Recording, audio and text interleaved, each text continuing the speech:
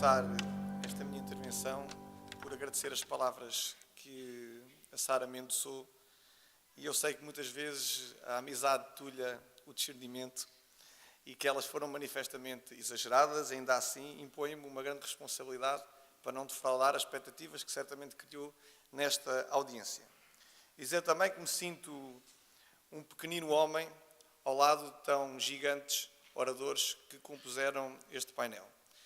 Quero agradecer o convite, naturalmente, aos líderes desta tendência, o Abel Matos Santos e o Luís Galhani de Graça, e àqueles que deram a craveira, a dimensão e a projeção a esta discussão de ideias, desde logo o professor Manuel Monteiro, ex-líder da Juventude Centrista e também do meu partido, o CDS, o professor Paulo Otero, com quem tive a oportunidade de me cruzar na Faculdade de Direito, pese embora não tenha tido a felicidade de o ter como professor, o Tenente-Coronel Brandão Ferreira. Eu sou antigo aluno do Colégio Militar, o meu pai é coronel de Engenharia e vemos as Forças Armadas como um pilar estruturante do Estado de Direito Democrático para a manutenção da paz, da democracia e da sustentabilidade da civilização ocidental. E o meu querido amigo Pedro Melo, que sei que foi moderador, um advogado bastante promissor da nossa praça, um nome vetusto da advocacia em Portugal, meu camarada de armas do Colégio Militar, e é com muito gosto que me cruzo aqui com ele. E por que não a minha família, porque este painel é dedicado aos nossos, a esta célula fundamental da sociedade, que fez questão de me acompanhar aqui hoje, ao Diogo Moura, que é Presidente da Conselhia do CDS, um fantástico líder, quer desta estrutura do partido, mas também da Assembleia Municipal, grupo do meu CDS, e ao Francisco Camacho, que é o Presidente da nossa organização juvenil na capital. Dizer, em primeiro lugar, que o tema da democracia cristã é extremamente cativante e muito mais com o sentido de atualização que provoca ser um jovem a abordá-lo. Creio que ela é fundamental para reposicionar o debate político nos dias de hoje, uma vez que permitirá aos partidos não terem uma discussão que esteja divorciada e desligada do atualismo que convoca os decisores políticos a tomar essas mesmas decisões que entroncam numa transformação social. E eu creio que é fundamental, uma vez que nós não podemos permitir que os partidos tradicionais estejam perdidos entre um discurso que é politicamente correto, esta nova vaga muito moderninha, que mais não é do que o músculo do policiamento da consciência, que faz um entrave à democraticidade das ideias e à nossa liberdade de expressão, que muitas vezes acaba por estar entroncado e é compaginado com a necessidade dos partidos ganharem votos, como se uma realidade estivesse completamente desligada da outra.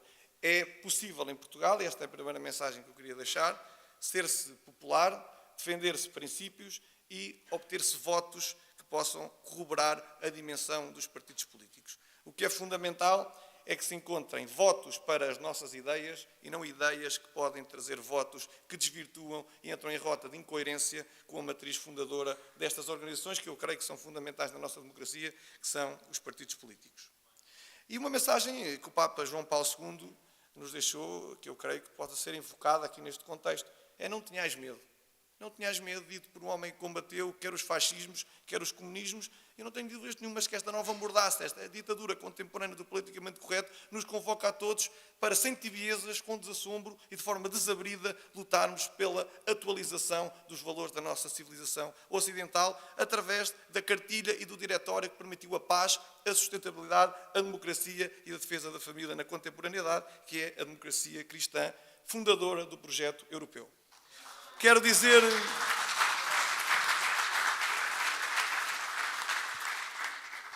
dizer que, num tempo em que a desconfiança na política é panágio, observo com alguma preocupação o ressurgimento das velhas ideologias, travestidas com as novas demagogias e os populismos, os radicalismos contemporâneos. Eles alimentam-se, não tenho dúvidas nenhumas, da elevada incompetência das respostas dos moderados. Mas também não só. Eles transformam-se, pelas suas lacunas e vazios, numa barriga de aluguer ao seu surgimento. Temos que reciclar os partidos, ajustá-los ao novo circunstancialismo, ao situacionismo político que molda os dramas que são emergentes, mas também os desafios os quais é preciso acompanhar. Porque uma luta política não pode estar polarizada entre dois extremos. em que significa que contrariar um ou opor-se-lhe não nos transporta nem nos realoja para o outro que ele é simétrico e absolutamente e violentamente contrário. Eu tenho uma visão da democracia cristã em que ela não é uma trincheira dos valores cristãos, nem está balconizada na confissão religiosa. Não é uma espécie de aldeia gaulesa que apenas se quer manter impoluta e sadia face ao ambiente hostil da própria sociedade. Na Renovar, nós sabíamos muito bem o que é que ela queria significar através da doutrina social da Igreja. É uma teologia moral, aberta a todas as pessoas de boa vontade, que sejam capazes de agarrar aqueles instrumentos, princípios, guiões e doutrina e transformá-la num manual de política que ofereça um programa e seja traduzido em soluções para a nossa sociedade. Porque muitas vezes, se ficamos presos na própria ideologia, e a ideologia, na minha interpretação, ela é libertadora e é fundamental para a expressão de um ideário político, mas não pode transformar-se num protetorado, porque torna a democracia cristã inútil e condenada ao fracasso. Nós não somos, pela circunstância de nos afirmarmos democratas cristãos, gente do contra, do protesto, nem um bloco de direita fraturante que faz a sua afirmação pela negativa. E, por outro lado, amamos a ideologia e sabemos que ela tem que ser harmonizada e conciliável com o pragmatismo. Ideologia, eu digo muitas vezes, e tive a ocasião de perpassar esta ideia no Congresso do CDS, política sem ideologia é como professar uma religião sem ter fé. E política sem pragmatismo é rigorosamente a mesma coisa do que queremos ver o mundo de olhos fechados.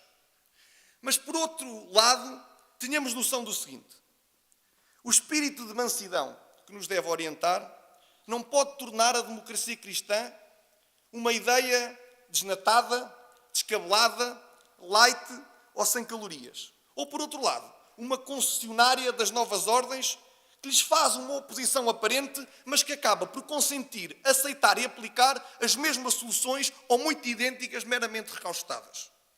Ela obriga-nos a rejeitar todos os radicalismos. Porque para o democrata cristão não existem radicalismos bons nem radicalismos maus, consoante a carga ideológica que lhe está associada. Nós não queremos nenhuns. Porque a inovação que a democracia cristã trouxe ao arco político tem muito que ver com a sua própria natureza, face às ideologias que já existiam, porque ela não se encaixa em nenhuma das gavetas pré-existentes.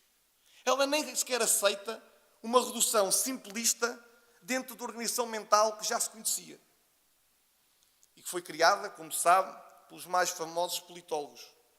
Ela não é nem estadista, nem é liberal. Ela não é capitalista selvagem, nem é comunista. Apresenta uma terceira via, que é a da economia social de mercado. Ela não é nem internacionalista, nem nacionalista. Ela não se divide entre aqueles que estão do lado do povo e aqueles que estão do lado da nação. A democracia cristã defende o homem e está ao seu serviço e encara-o como centro gravitacional do projeto político.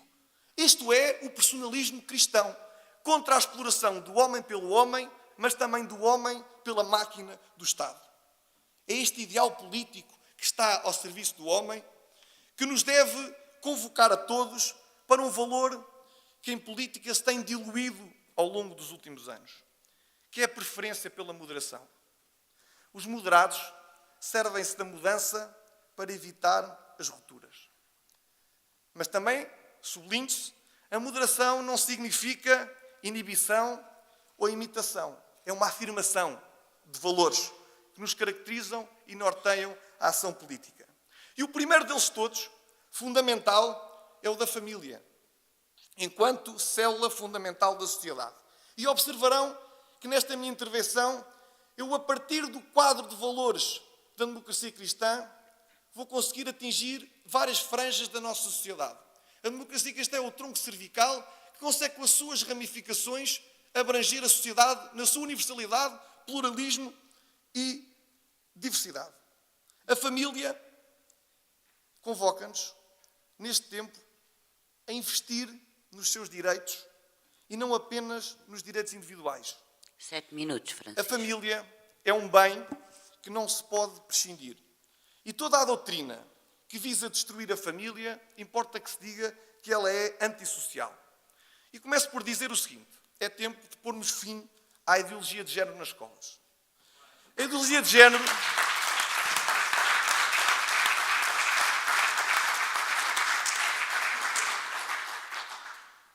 A ideologia de género quer doutrinar as novas gerações através da sua hipersexualização e torná-la numa forma preponderante de estar em sociedade através da desconstrução social, da confusão mental e da destruição do pensamento. E afeta uma liberdade fundamental na sociedade. É que a escola ensina, a família educa. E os pais sabem melhor que ninguém quais são os valores que querem transmitir aos seus filhos e deles tornam-se responsáveis.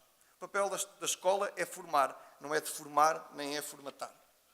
E mais se diga, que tivemos um episódio recentemente, pasme-se, na estação pública de televisão, que teve objeto e voz numa luminária vanguardista, que nos dizia que pedir a um filho que cumprimentasse os avós constituía uma violação da sua autodeterminação sexual. Ora, estes episódios não são raros. Eles têm como natureza o relativismo moral, o niilismo. Aquilo começou naqueles que são os herdeiros do Mais 68 e que têm a cassete completamente encravada. Ainda hoje eles estão cá, mas a cabeça continua lá. E Engels já o definia, que a família é uma estrutura opressiva do poder. Esta gente continua a acreditar nesta patranha. E estão exaustos com a cultura da nossa civilização ocidental e, como Sartre dizia, eles acreditam e subscrevem, a ética da recusa total, em que o homem é um sujeito abstrato capaz de se criar e recriar através do usufruto e exercício dos seus direitos. Ora, um ponto fundamental na família, adiante, é o trabalho. E o trabalho para a democracia cristã é fundamental para a autonomia da pessoa e a dignidade. Nós não queremos acreditar num mercado de trabalho que é feito à custa da proletarização da classe média, em que os jovens são considerados os novos operários de colarinho branco. Vivem para trabalhar e não trabalham para viver. Em que a morada da família passou a ser o escritório e deixou de ser o lar. Portanto, é importante que os democratas cristãos reforcem a sua voz através da conciliação da vida familiar com a vida profissional. E dizer que o mercado de trabalho, em que queremos a liberdade, a mobilidade e a flexibilidade, a par disso, tem que estar radicado nos reforços dos mecanismos de proteção social e familiar dos trabalhadores. 2 minutos, Francisco. Porque o homem não é uma mera peça de uma engrenagem, nem uma força anónima no projeto e no desenvolvimento do trabalho. E o capitalismo, podemos dizê-lo, pode e deve humanizar-se. E a sua chave ética são as condições de trabalho e a justa remuneração dos trabalhadores. O nosso Papa Francisco dizia que esta economia mata. Eu não quero acreditar que mate. É necessário haver abertura ao exterior, ao investimento, à criação de postos de trabalho, de forma a torná-la dinâmica, mas ao mesmo tempo moral, com liberdade, respeito à propriedade privada de cada um.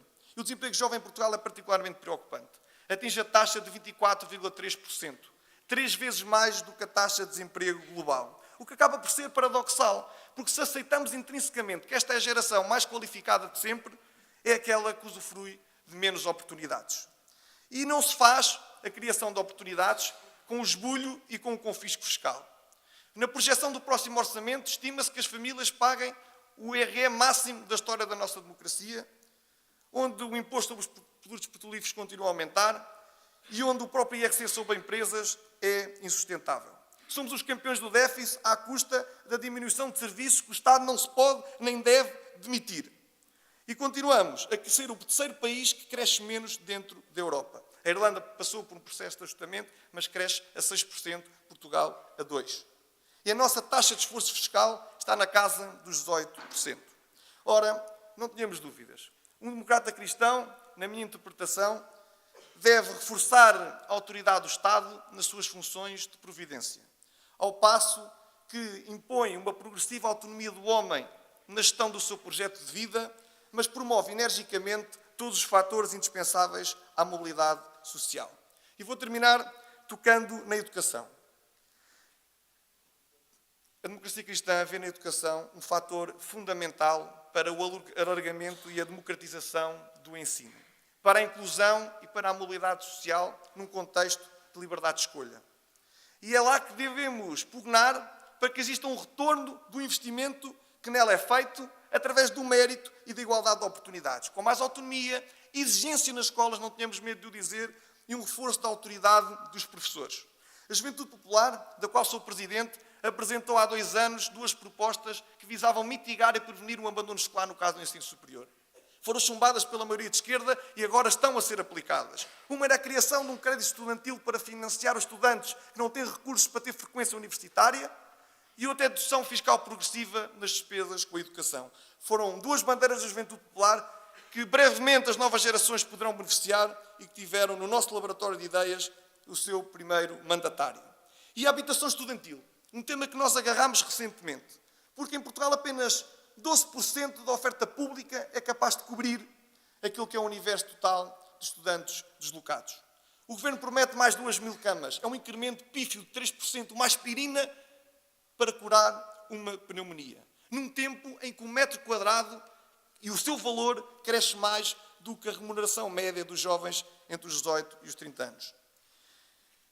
Não podia deixar de abordar o direito à vida. A defesa em qualquer circunstância.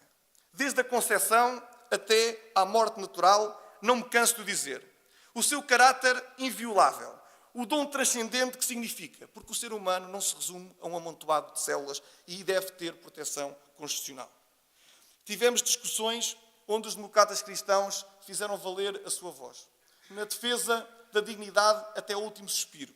Na condenação da eutanásia. Na defesa do planeamento familiar. Porque rejeitamos uma cultura de descarte onde o Estado se torna dono das pessoas e lhes retira a moldura ética que protege que cada um possa atentar contra a sua existência, mas, por outro lado, retiramos o argumento da rapa deslizante na medicina que oferece a morte como solução para a vida. Bons fins, aliviar o sofrimento, tratar quem sofre e os doentes não justificam maus meios. Queremos um Estado que ofereça uma rede de cuidados paliativos para prover a qualidade de vida, a saúde e o bem-estar a quem não o tem. E a emancipação juvenil em Portugal, porque este é um tema que também é aqui trazido à colação. Os jovens em Portugal hoje em dia casam mais tarde, têm filhos mais tarde, a taxa do risco de pobreza de jovens até aos 18 anos cifra-se nos 22%, é manifestamente impossível um jovem nas grandes metrópoles conseguir ter acesso a uma habitação condigna, que lhe dê segurança, previsibilidade nos seus projetos de vida e a constituição, uma vez mais, da família, e soa um alarme, um SOS, papai e mamã, em que os jovens estão cada vez mais dependentes do seu agregado familiar para terem condições de subsistência. E este é o último mote que eu gostaria de vos deixar. Dar lugar ao mérito em Portugal é sabermos que a promessa que é feita aos jovens relativamente à reforma, logo no momento zero em que iniciam a sua atividade e vida profissional, é enganadora. Em 2060, teremos cerca de 307 idosos para 100 jovens. Temos que combater o inverno demográfico. Este saldo natural negativo que Portugal apresenta há diversos anos consecutivos, que é um trapézio sem rede, para a sustentabilidade, o apoio aos mais vulneráveis, mas também quanto à previsão de uma velhice e de um futuro condigno para os mais jovens. Como Burke dizia, o contrato social é entre os vivos, os mortos e os que estão por nascer. Falta assiná-lo e rever claramente as cláusulas que consagram esta ideia do Estado. E as novas gerações têm que participar no debate político. Hoje em dia, as minorias ativistas gostam de trazer a lume a ideia das cotas. Somos completamente contra as cotas. As cotas é uma forma de igualitarismo da sociedade, de planificação, de escamotear o mérito. E as juventudes representam cerca de 30% da nossa população. E estão subrepresentadas nos organismos de poder. Parece que há um cisma juvenil em Portugal, onde apenas quem tem cabelos brancos é capaz de reclamar a maturidade política e as oportunidades. Como que a experiência nascesse por dotes divinos ou artes mágicas, sem que previamente seja concedida uma oportunidade para mostrar valor. As novas gerações não querem favores, não querem atestados de idade, ela representa apenas um número, querem reconhecimento do mérito e uma oportunidade para mostrar de valor, para que não haja um teto de vidro que estrangula a mobilidade e a progressão das novas gerações. Acreditamos no poder dos nossos valores e não nos valores do poder. E basta ver, na Casa da Democracia, Quantos jovens existem até aos 30 anos? Vão ficar surpreendidos por serem apenas 4. E até aos 40, que também se ficarão surpreendidos de saber que são apenas 38. E assim termino com um apelo que não é meu, é de Jacques Maritain, um célebre democrata cristão, que dizia que se houvesse absolvição fora da verdade, eu não desejaria essa absolvição, porque preferia a verdade à sua liberdade e à sua alegria. E o mesmo disse, parecido, João Paulo II, que dizia que defendamos a verdade a todo custo, nem que voltemos a ser somente 12. Nós seremos certamente cada vez mais. E Ronald Reagan dizia que nós estamos à espera que seja o governo a resolver os nossos problemas, porque muitas vezes o governo é o problema. E nós temos as soluções na doutrina da democracia cristã. Para a atualização dos nossos valores, que são fundamentais, porque não acreditamos numa modernidade sem valores, nem num conformismo sem ideias. Muito obrigado.